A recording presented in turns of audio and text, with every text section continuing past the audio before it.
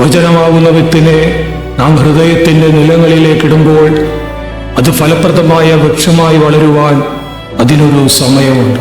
അതിനായി വിത്ത് മണ്ണിൽ അഴിയണം.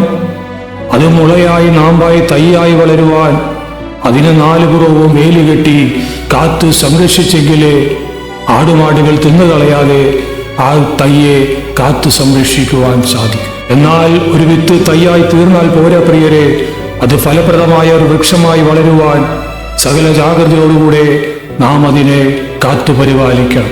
ആത്മീയാർത്ഥത്തിൽ മാനസാന്തരത്തിനൊത്തവണ്ണം ഫലം പുറപ്പെടുവിക്കണമെങ്കിൽ നിങ്ങൾക്ക് കിട്ടിയ വാഗ്ദത്ത വചനത്തിന്മേൽ നിങ്ങൾ സകല ജാഗ്രതയോടുകൂടെ വാഴണം പ്രിയപ്പെട്ടവരെ.